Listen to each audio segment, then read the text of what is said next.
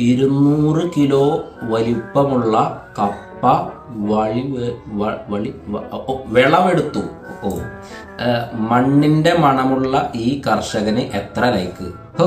നാലെന്തൊരു വലിപ്പാ നോക്കിയേ. അതെന്താടാ കർഷകന് 3 കാല്? അതൊക്കെ ദൈവത്തിന്റെ ഓരോ വികൃതികളാണ് പണിയാ.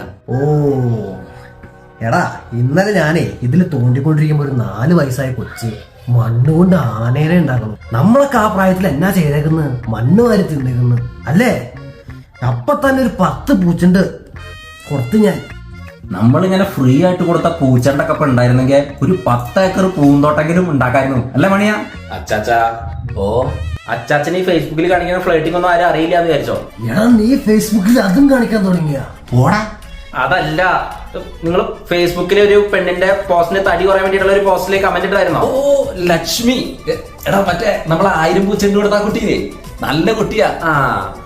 ആ ലക്ഷ്മിയൊക്കെ വല്ലവനും ഉണ്ടാക്കിയതാണ്. അതിപ്പോ നിന്റെ തന്ത ഉണ്ടാക്കിയല്ലാന്ന് ഞങ്ങൾക്കും അറിയാം. അതൊക്കെ ഒറിജിനൽ അല്ല, ഡ്യൂപ്ലിക്കേറ്റ് ആണ്, AI ആണെന്ന്. എന്നിട്ട് ഒരു ഉടുപ്പില്ലാണ്ട് ഫോൺ നമ്പറും ഫോട്ടോ അടക്കം കൊണ്ട് പോസ്റ്റ് ചെയ്ത് വെച്ചേക്കുന്ന അതിന്റെ താഴെ. അത് മോശമായിട്ട്. മാമൻ പൂച്ചണ്ട് മാത്രമേ കൊടുത്തുള്ളൂ അല്ലേ? തടി കുറെ രണ്ടും കൊടുത്താണോ? രണ്ട് പൂച്ചണ്ടുകൾ ഇന്നത്തോടെ നിർത്തിക്കോണം. ഞാനേ കഴിഞ്ഞ ദിവസം ജോലിയിൽ പോസ്റ്റ് കണ്ടിട്ട് 2 ഡിനോസറിന്റെ മുട്ട ഓർഡറാക്കി. അത് ഇതുപോലെ AI ആണോ അതോ മുട്ട കിട്ടും?